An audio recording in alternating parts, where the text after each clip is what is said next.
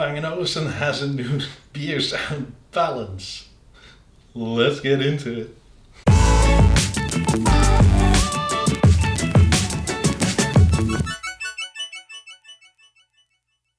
What's up everybody? Bang Olufsen has a new product, the Beosound Balance. It's been long awaited and I have two, the black one and the sort of oak, light oak, and well, they're both quadrat, but I don't know what the color to call this. It's a sort of oakish grey, maybe pink even, but not really. It's nice though, I like it. I mean, the black is also nice, and they'll be hidden if you really want your black, and the black oak is gorgeous. So let's unpack the black one first, and then we'll show you some more. So let's do some unboxing, starting with the black one. The box is again top-notch quality. Again, it's a multi-room speaker by B&O, and it's bloody heavy. Holy hell!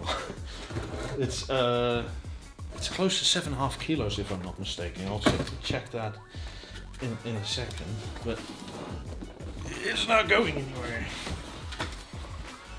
With the box, it's closer to 11 kilos. So this is how you get it. Let's move the box away. You get a little manual on how to treat the wood and whatnot. Literally, take care. Come on, focus. And a quick setup guide. Then again, the app will tell you exactly what to do. And then we take the cover off. Again, both were lent to me by Bang Olufsen Ter Horst for this video. So if you're into your B&O, static, go to him. Great dealership. He'll take care of all your needs. Where are we with the front? It's ever so slightly hard to see B&O in there, which I kind of like that it's hidden. It's a bit dark, so I'll put it in the light, get some better overview.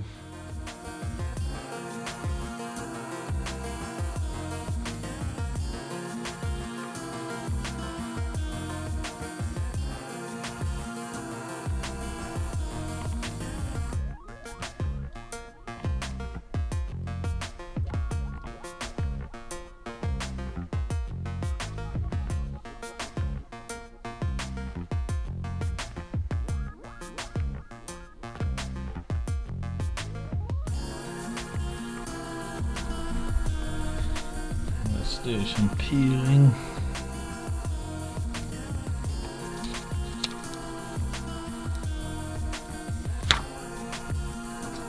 Oh, bliss.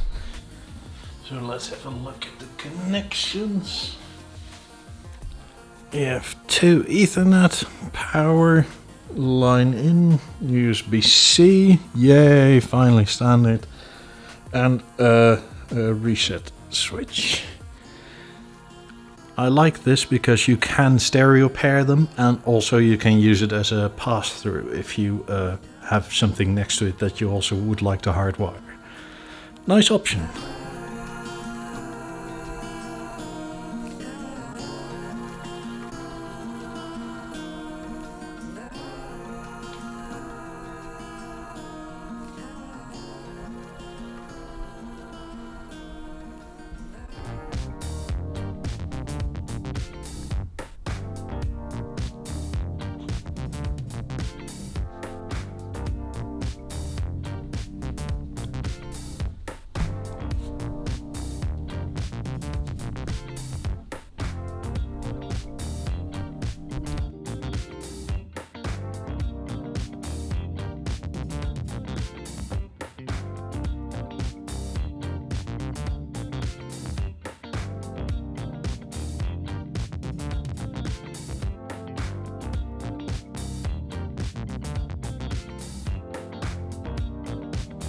Again in the old position with the Beosound Balance. I mean, I guess the elephant in the room for a lot of people will be the styling a little bit. I like it. I think it works quite well with what they are currently doing. I understand, don't get me wrong, don't get me wrong. I understand this is not exactly what you would expect from Bang & Olufsen per se. But the oak is gorgeous. The kwadraat, or whatever you say it, fabric is very nice. The sound, exquisite. Dear Lord, does it sound good. I have its sort of brother, I would almost say in terms of sound, little brother here, the Beosound 2. The Beosound 2 is a great Beosound product. This thing is nuts. And I'll read you off some of the specs to more or less go over at how nutty it is. So you get oak and knitted fabric and aluminium, and also at launch you'll get a knitted cable, like power cable. I right now have a standard black one, but at launch you'll get a cable in the same color as the speaker. So if you want the black one, you'll get a knitted power cable in black, and if you get this one, you get it in this color. Very nice touch, because they'll make it look a bit nicer on whatever you put it on. Also, I mean, under full use, or normal use, they're quoted as saying it can go up to 100 watt for normal use. Mind you, this is what normal people would do. So if you crank it, you can definitely go over it, which is excellent. It is Airplay 2, Chromecast, sorry I have to read it off because it's too much to remember. Tune in via Google Assistant. It has Bluetooth, line in. It has actual Google Home Assistant in it. So I won't mention the GA word, and it won't go off. It's already started speaking to me a few times when like going over this review. You have Airplay 2 for multi-room, Chromecast for multi-room. Then you have the box. It goes... This is a bit odd because it doesn't sound like it. Supposedly the Beosound 2 goes down to 33 Hz. This one goes to 37. I'm not sure you could hear those 4 Hz of difference. All I can say is though, when it goes down, dear Lord is it loud. I'll put up another few videos of sound testing that, and you can compare it directly to Beosound 2. That'll go up soon as well. But to illustrate what I mean, it has 2 5¼ inch bass drivers. They each have a 200 watt Class D amplifier each. Then you have 2 3-inch full range drivers. They also have 100 watts each. Then you have 2 2-inch full range drivers. They also have 100 watts each.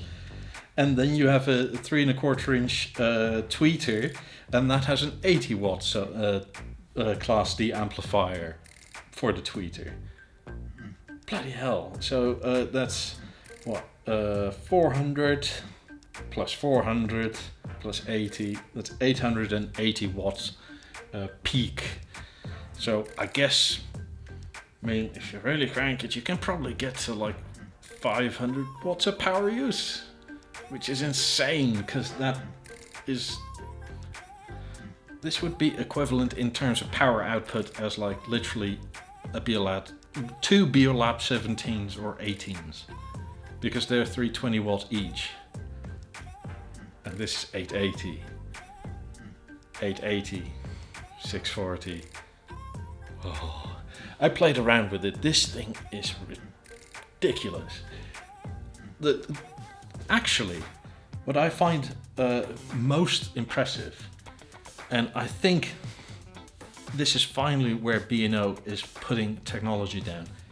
This, in a way, you can see as a mini Beolab 90, because you have so many options with this. Like normally, like with a Beosound 2, it more or less plays like 360 surround, right? This does as well. This also, like a Beolab 50 or Beolab 90, can tune itself to your room. it's kind of funny because it has the exact same tone as the 50s do when you go around with the mic. Yet in this, the internal mic picks up what it is. It even noticed there was a wall here once I did that sweep, and then suggested I put it in wall mode because it noticed there was a wall behind it.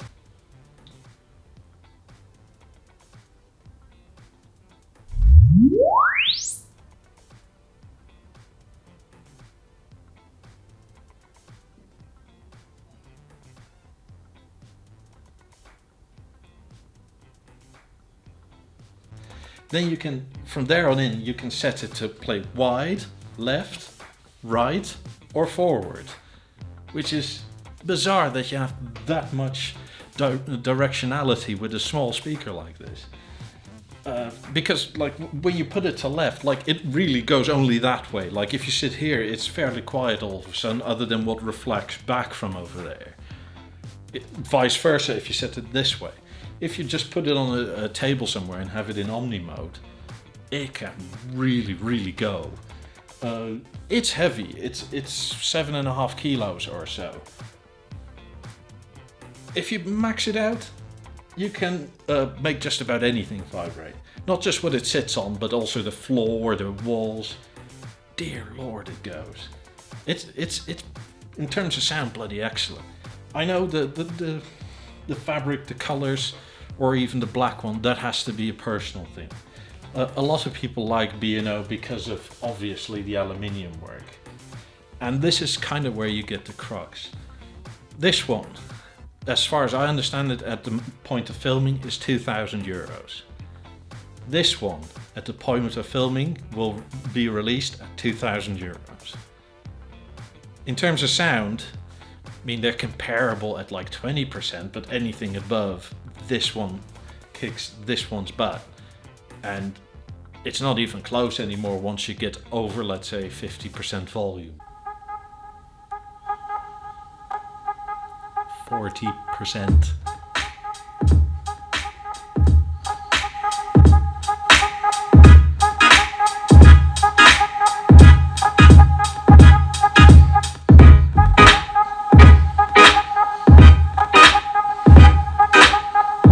This is 50% or so.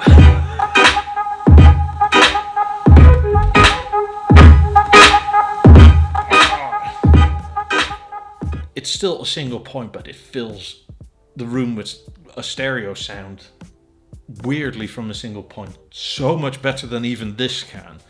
And I think that's sort of the dilemma you're in if you're a true B&O fan. You probably like this more, but you know you're paying for the craftsmanship of the aluminium. I'm not trying to take away that this and the aluminium top plate and whatnot doesn't take craftsmanship. It's just a different kind. And especially with the fabric like that, obviously there's way less aluminium.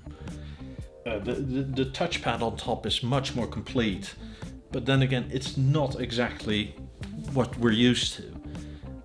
I think this is a daring design by Bang & Olufsen, and it fits well with a lot of the newer stuff they're doing, like the shape, like the contrast collection, like the Quadrat on the Beosound stage.